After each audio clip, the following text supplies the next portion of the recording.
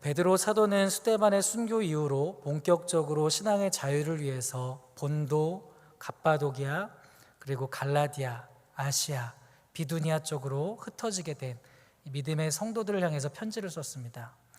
흩어진 성도들의 상황은 어땠을까요? 아마 만만치 않았던 것으로 보여지는데요. 베드로 사도의 편지 대상인 성도들은요, 지금 자기 고향에 있는 것이 아닙니다. 고향을 벗어나서 소아시아 여러 도시로 흩어져 있습니다. 하루아침에 자신의 고향에서 타지로 이동해서 이방인 취급을 당하고 당장 취업의 문제, 먹고 사는 문제, 예배하는 문제, 여러 가지 문제들이 전반적으로 한꺼번에 몰려온 그런 상황을 맞이하게 된 것이죠. 관련된 책을 보니까요, 1세기 당시에 사회적으로 재산과 상속이 땅에 귀속되는 경우가 흔했다고 합니다. 다시 말해서 지금 이 형제들은 자신이 살고 있던 땅에서 추방되어서 소아시아 여러 도시로 흩어진 믿음의 성도들이기 때문에 또 이 성도들은 상속받아야 될 재산을 모두 잃은 것과 다름이 없는 그런 상황이었다는 것입니다. 또한 믿음의 성도들이 고향을 벗어난 것은 단순히 몸만 이동한 것이 아니라 유대 공동체에서 나와서 그리스도인으로 산다는 것을 의미했기 때문에 이것은 마치 무슬림에서 힌두교에서 그 가족 구성원이 기독교로 회심했을 때 상속해주지 않는 것, 그런 것과 같은 것이었기 때문에 이들이 그리스도인으로 살아간다는 것은 가족과 사회와 관계와 물질, 우리가 생각하는 것 이상으로 많은 부분을 감수해야 함을 의미했습니다. 그런 가운데 흩어진 믿음의 성도들을 향해서 베드로는 편지를 통해서 그들을 위로하고 격려했던 것이었습니다. 베드로 사도가 그들을 위로하고 격려했던 것 중에 두 가지만 살펴본다면요, 먼저 너희는 산 소망을 가진 자들이라 라고 말해 주었습니다. 비록 너희는 지금 고향 땅을 벗어나서 나그네로 이방인으로 살게 되었고 심지어 물려받을 땅도 없이 힘들게 살아가는 상황이 되었지만은 너희는 예수 그리스도 안에서 이미 영원한 생명을 얻게 되었고 구원을 받았고 천국을 유업으로 받았기 때문에 너희는 천국 시민이다. 그렇기 때문에 이 땅에 소망을 두지 말고 오직 하나님께 주신 구원의 산 소망을 가진 자로서 자부심을 가지고 살아가라, 그 얘기를 말했던 것이었습니다. 그렇습니다. 베드로 사도가 말했던 것처럼 이 세상의 모든 것들은요 다 소멸됩니다. 변질되고 오염되고 썩어집니다. 그렇기 때문에 이 세상 안에서는 절대로 영원히 변치 않는 참 소망을 줄 수가 없습니다. 이 세상으로부터 온 것은 그 어떤 것도 산 소망이 될 수 없음을 말했던 것이었습니다. 그러나 하나님께서 허락하시는 산 소망은 어떻습니까? 영원히 썩지 않습니다. 영원히 더럽지 않습니다. 영원히 쇠하지 않습니다. 그 산 소망의 근거는 세상으로부터 오지 않았기 때문입니다. 예수 그리스도께서 십자가 위에서 영원히 죄와 죽음의 권세를 이기셨습니다. 영원한 부정에서 우리를 자유케 하셨습니다. 예수님께서 이루신 산 소망은 당장 이 땅에서 당면한 여러 어려움을 거뜬히 이겨내고도 남을 만한 그런 충분한 소망이 되기 때문에 베드로는 지금 너희는 이 땅이 아닌 예수 그리스도로 말미암은 산 소망을 가진 자들이야.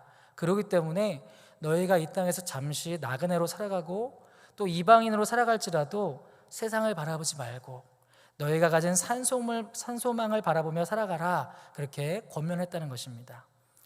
그리고 또 베드로 사도는요 시험 가운데서도 기뻐하라고 했습니다.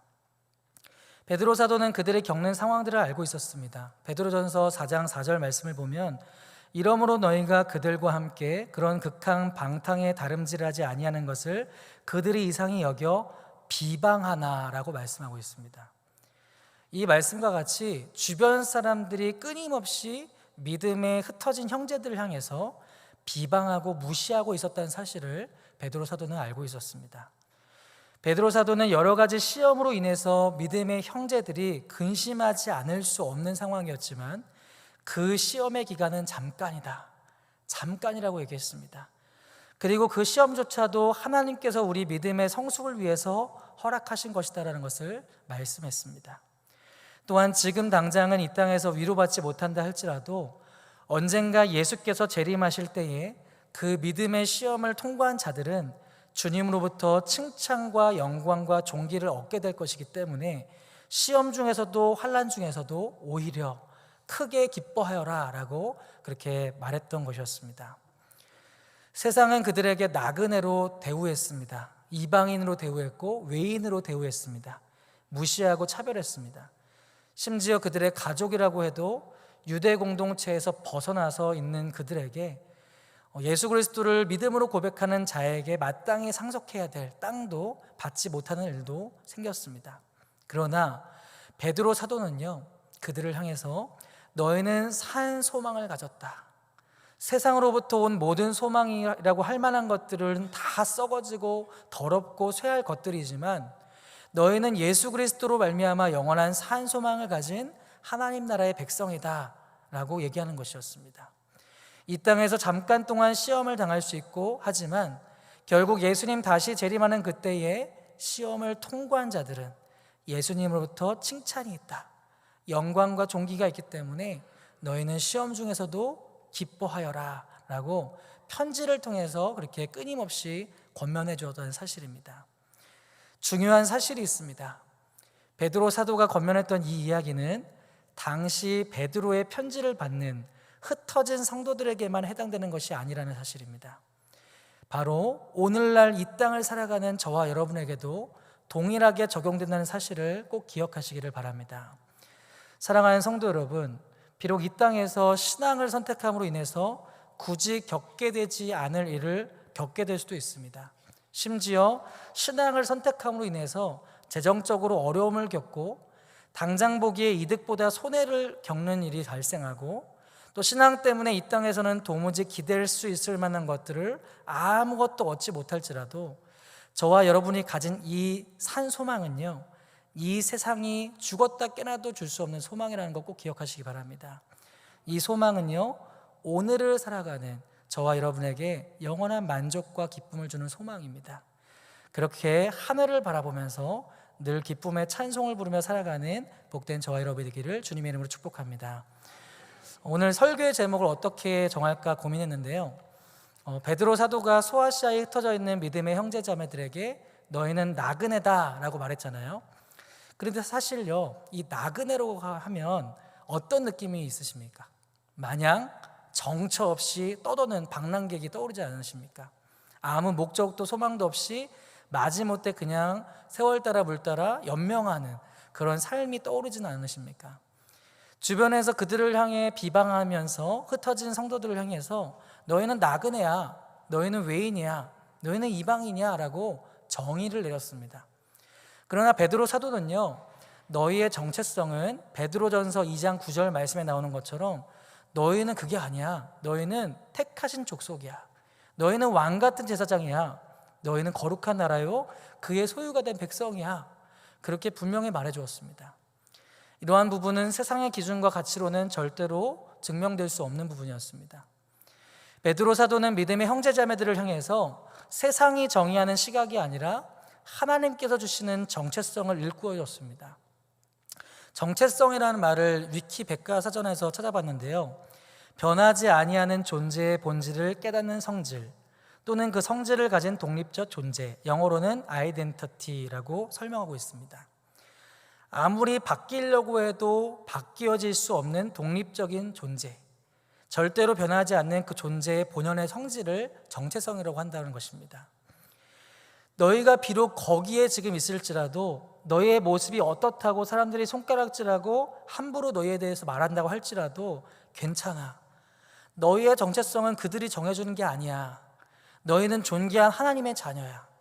너희를 인도하신 분도 하나님이시고 너희의 모든 발걸음을 인도하시는 분도 하나님이셔. 하나님의 자녀로서 선한 양심을 가지고 선한 행실을 가지고 너희는 살아가야 돼. 그리고 오히려 너희의 그런 선한 모습을 통해서 세상 사람들이 부러워하도록 할 사명이 너희에게 있어. 너희는 사명자야. 그렇게 베드로 사도는 편지를 통해서 정체성에 관한 부분들을 계속적으로 일깨워주고 있다는 것을 베드로전서를 통해서 보게 됩니다.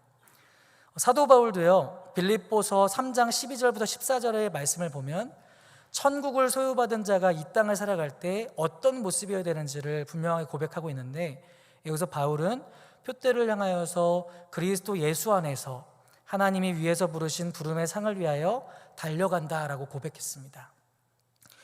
마찬가지로 우리는 이 땅에서 나그네로 살아갑니다. 우리는 목적이 분명합니다. 저 천국을 향해서 두렵고 떨림으로 구원을 이루어 나가는 자들입니다. 우리 안에 전적인 하나님의 은혜로 이미 이루어진 그 구원을 우리의 능력이 아니라 성령님의 주체적인 능력 가운데 나아가는 자들이 바로 저와 여러분인 걸 기억하시기 바랍니다. 베드로 사도의 적극적인 권면과 또 사도 바울의 부름을 상을 위해 달려간다는 이 공통점을 봤을 때 이 땅의 모든 그리스도인들은 마치 신앙의 달리기를 하는 그런 마라톤 선수로도 보여줄 수 있지 않을까라는 생각이 들어집니다. 오늘은 신앙의 달리기라는 제목으로 이 땅을 살아가는 신앙인들이 염두에 될 부분을 세 가지로 말씀을 나누도록 하겠습니다.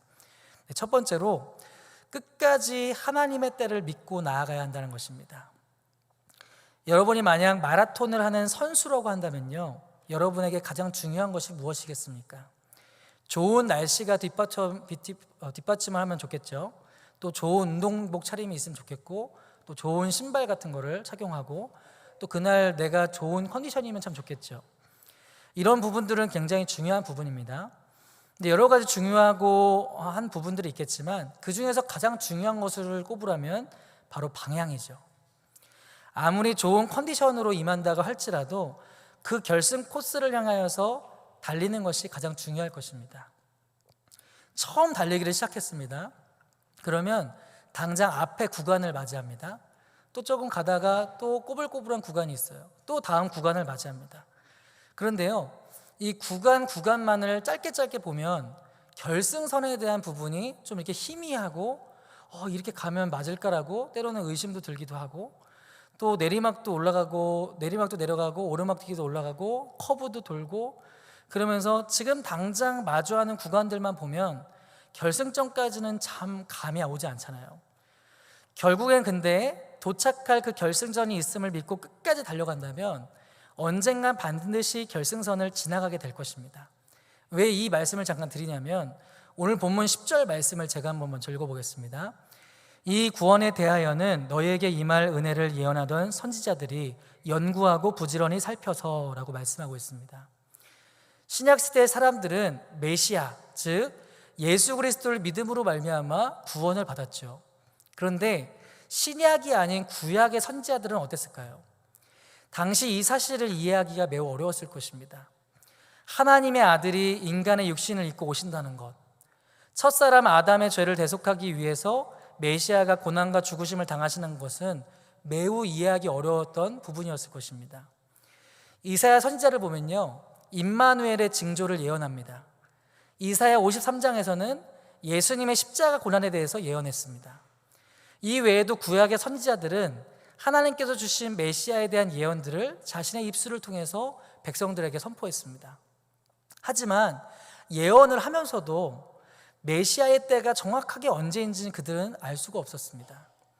따라서 신약 성도들이 누리는 이 구원은 당시 구약의 선지자들이 연구하고 부지런히 살펴야 했을 정도로 이해하기 매우 어려웠던 부분이었다는 것을 보게 됩니다.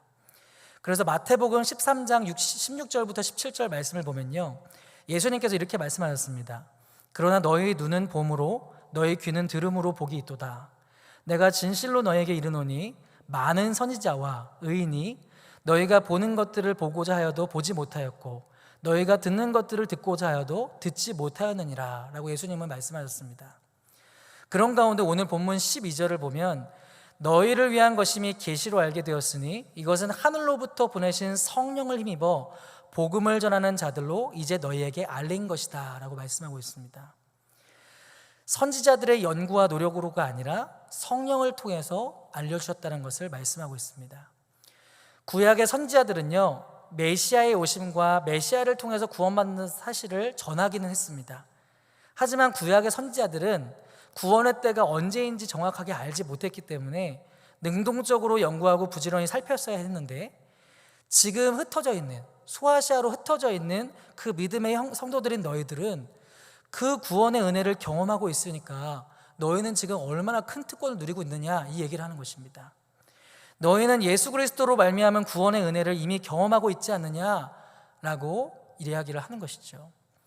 그렇습니다. 마찬가지로 저와 여러분도요, 구약의 선지자들이 연구하고 부지런히 살펴야 했을 정도로 이해하기 어려웠던 그 예수 그리스도로 말미암은 구원의 은혜를 경험했습니다. 성령께서 구원자 예수 그리스도를 우리 가운데 믿어지게 하심으로 말미암아 우리는 구약에서 예언했던 그 오실 메시아를 알고 경험하고 만나고 믿어짐으로 우리는 구원을 얻게 된 것입니다. 여기 계신 분들 중에 산속에 들어가서 명상을 하다가 스스로 깨달아짐 속에서 예수님을 만난 분이 계십니까?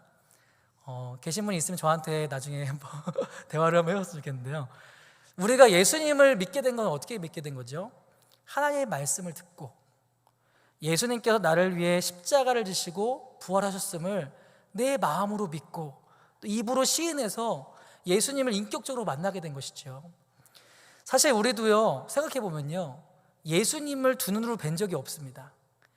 육신의 예수님과 직접 대화 한마디 나눈 적이 없습니다. 인종으로 따지면, 굳이 따지면 예수님은 유대인이시고 우리는 아시아인입니다. 시간도 예수님의 그 시간과 우리는 2000년 이상이나 차이가 있습니다. 신기하지 않으십니까? 한 번도 직접 뵌 적이 없는 예수님, 우리의 이성과 감성과 의지로 지금 믿는다고 고백하고 예수님을 위해 우리의 시간과 정성과 노력과 물질과 희생과 노력을 드립니다. 그리고 그것이 전혀 아깝지 않아요. 오히려 그런 마음을 다른 사람한테 나누기도 합니다. 심지어 그 사랑을 알지 못하는 사람들에게 전하고 싶어서 동네에서 예수님을 전도하기도 합니다. 또 어떤 분은 그 마음으로 가지고 해외에 선교지까지 나가고 단기로 또 1, 2년으로 어떤 분은 자신의 재산을 다 정리하고 그 오지로 가서 평생을 예수님을 전하는 사람도 있을 것입니다. 저희 교회에서도 보면요, 위원회와 교육부서 안에서 여러 분야에서 하나님께서 주시는 각자 은사와 재능을 가지고 매주마다 열심으로 땀을 흘리면서 예배와 여러 가지 행사와 많은 것들을 섬기는 것을 보게 됩니다. 참 감동이 되어집니다. 그리고 또 이제 수련회, 성경학교 또 이런 또 행사들을 통해서 어린 영혼들을 붙들고 하나님께 기도하면서 우리 아무개를 예수님 꼭 만나주세요 하면서 그렇게 부르짖어 기도하는 선생님들도 보게 됩니다. 물론 그 모습이 지극히 당연하고 마땅한 모습이지만요, 한편으로 보면요, 그것이야말로 정말 기적 중의 기적이 아닐까 생각이 들어지는 것이죠.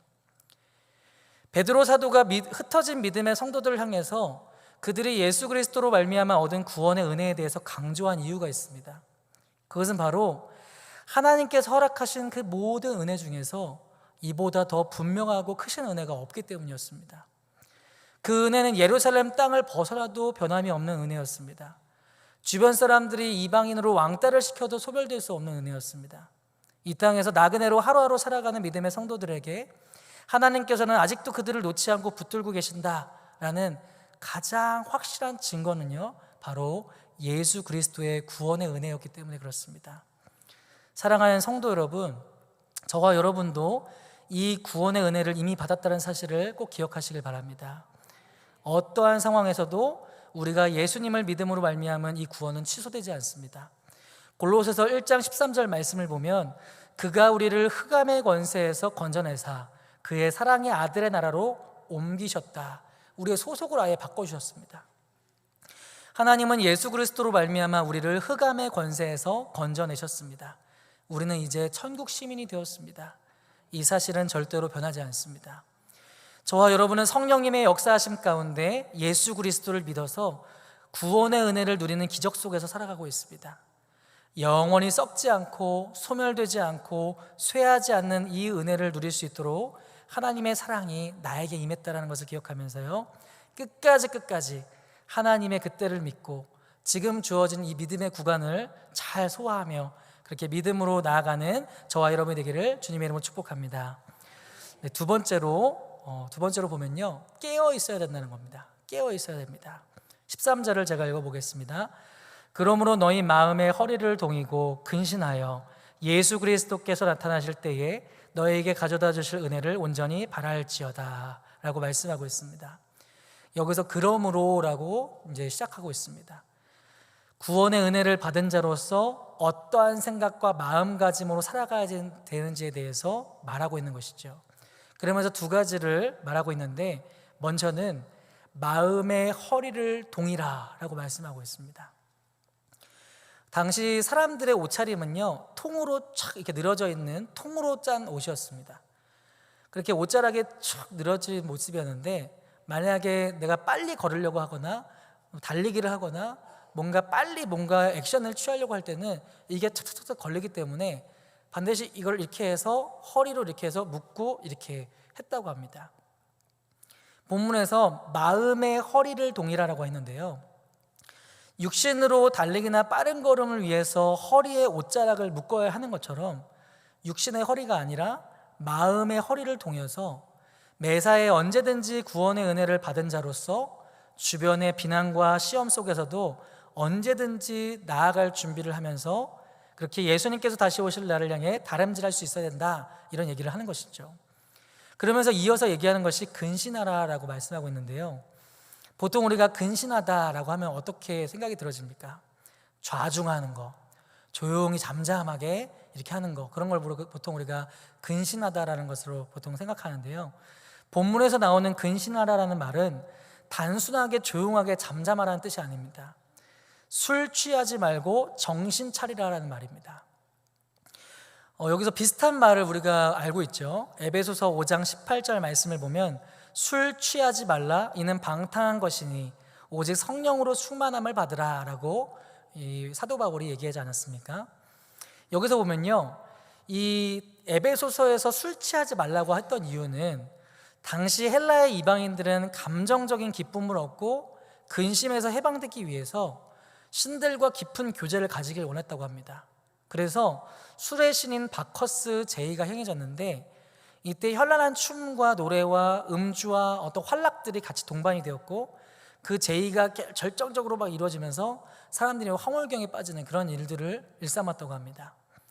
그런 사회와 종교적인 배경이 딱 있기 때문에 이런 문화를 어렸을 때부터 보고, 우리가 어릴 때부터 국 타는 걸 보고 뭐 이렇게 비나이다 하는 거를 어릴 때부터 이렇게 봤던 것처럼, 이들도 마찬가지로 이렇게 술에 취하면서 그 어떤 현란한 춤과 노래와 음주와 환락 같은 거를 이렇게 막 하면서 이렇게 신을 이렇게 향해 나아가는 그런 모습들을 이 에베소 교인들은 어릴 때부터 지켜봤던 거죠. 그렇기 때문에 사도 바울은 진정으로 하나님과 교제하고 기쁨을 얻는 길은 그렇게 그런 사람들처럼 술 취함이 아니라 오직 성령 충만함이다 라고 강조했다는 것이죠. 오늘 본문에서 사도 베드로는요, 마음의 허리를 동이라고 권면했습니다. 술 취하지 말고 정신을 차리라고 권면했습니다. 그렇게 깨어 있어야 된다는 것을 강조했다는 것입니다. 그러면 언젠가 예수 그리스도께서 재림하실 때에 예수님께서 너에게 가져다 주실 은혜가 반드시 있을 것이다, 너희는 그 은혜를 온전히 바라면서 오늘의 이 시간들을 살아내야 된다, 그렇게 베드로 사도는 흩어진 믿음의 형제들에게 권면했다는 것입니다. 그렇습니다. 저와 여러분도 마찬가지로 마음의 허리를 동이고 성령님을 더 의지하면서 이 마지막 때에 깨어서 언제든지 스탠바이 할 수 있는, 언제든지 주의 자녀로서 그렇게 나아갈 수 있는 그런 존귀한 자녀로 쓰임받기를 주님의 이름으로 축복합니다. 세 번째를 보도록 하겠습니다. 본문을 통해서 볼 수 있는 세 번째는요, 거룩에 힘써야 된다는 것입니다. 15절 16절 말씀을 제가 읽어보겠습니다. 오직 너희를 부르신 거룩한 이처럼 너희도 모든 행실에 거룩한 자가 되라. 기록되었을 때 내가 거룩하니 너희도 거룩할지어다 하셨느니라 라고 말씀하고 있습니다. 본문을 보면 성도가 거룩한 자로 살아가야 되는 근본적인 이유가 나옵니다. 그것은 성도를 부르신 하나님께서 거룩하신 분이시기 때문입니다. 거룩하신 하나님께서 예수 그리스도께서 행하신 구원 사역을 통해서 죄사함을 받고 하나님의 자녀가 되도록 하셨습니다. 우리를 거룩한 무리 성도라고 부르셨습니다. 예수님을 믿는 믿음을 주신 것, 우리가 믿음으로 이루어지게 된 것, 거룩한 하나님의 자녀가 된 것은요, 우리가 한 게 아니라 하나님께서 하신 일입니다. 하나님 나라의 백성으로 부르신 것은 전적으로 하나님께서 하신 것이었습니다.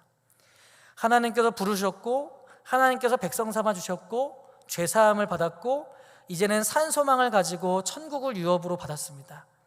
그렇게 하나님께서 우리에게 이루어 주셨습니다. 그런데요, 그렇다고 해서 모든 것이 다 끝났다라는 것이 아닙니다. 예수 믿고 천국 가는 것, 이것 하나가 우리 삶의 목적의 전부가 아니기 때문에 그렇습니다. 아직 우리는 이 땅에서의 삶이 남아 있습니다. 죄악된 세상에서 우리가 해야 될 일이 있습니다. 거룩한 하나님의 자녀로서 구별되고 성별되어서 모든 행실에 거룩한 자로 살아가야 된다는 것을 말씀하고 있습니다. 분명 우리는 죄된 본성이 남아 있습니다. 우리는 연약합니다. 우리는 넘어질 때가 많이 있습니다. 그러나 육신에게 져서 육신대로 그냥 이렇게 놔버리는 삶이 아니라 성령을 위하여 심고 성령의 열매를 거두길 소망하면서 살아가는 것이 하나님께서 저와 여러분에게 기대하는 삶이라는 것이죠. 요한일서 3장 3절 말씀을 보면요, 주를 향하여 이 소망을 가진 자마다 그의 깨끗하심과 같이 자기를 깨끗하게 하느니라 라고 말씀하고 있습니다. 사도 바울도 자신의 몸을 쳐서 복종하게 하였다라고 그렇게 몸부림쳤다는 것을 우리에게 말씀해 주고 있습니다. 사랑하는 성도 여러분, 우리의 옛사람은 이미 예수 그리스도의 십자가에 못 박혔습니다. 그러므로 신자는 더 이상 옛사람이 아닌 새 사람입니다. 부분적으로 새롭게 된 것이 아니라 온전한 새 사람이 되었습니다. 하나님께서 거룩하게 하셨다는 이 사실을 굳게 붙들면서요, 단순히 예수 믿고 천국 가는 것이 목적이 아니라 이 땅 가운데 거룩한 하나님의 백성으로 살아가는 복된 저와 여러분이 되기를 주님의 이름으로 축복합니다. 이제 한 가지만을 더 나누고 말씀을 맺도록 하겠습니다. 제가 속한 부서가 초등 2부입니다. 저번 주일에 유치부, 유아부, 성경학교가 은혜스럽게 잘 시작하여 마무리됐는데요. 제가 속한 부서는 내일 모레 시작이 됩니다. 이렇게 성경학교만 되면 저는 항상 제가 예전에 처음 사역했던 전도사 시절이 생각이 나는데요. 그때 아버지 교회에서 주일학교 학생이 7명 있었습니다. 7명 있는데 거기서 제가 군대를 전역했고 3월 군번인데요. 3월에 전역을 해서 5월 정도 되는데 이제 여름도 다가오고 전도사를 초빙할 수 있는 그런 재정적인 여유는 안 되기 때문에 너가 신학생이니까 너가 사역을 한번 시작해 볼래 하면서 기도해보고 말씀드리겠습니다 했는데 이제 하게 돼서 그렇게 5월에 임명을 받고 2달이 지나서 7월이 됐습니다. 근데 전도사 1년 차니까 우리 교회 김성민 전도사님은 아주 프로의식이 강해서 잘하고 있는데요. 저는 1년 차가 됐을 때 뭘 어떻게 될지 아무것도 모르겠더라고요. 어떻게 해야 될지 1년밖에 안 돼서 이제 1년이 아니죠. 이제 2개월밖에 안 됐죠, 그죠?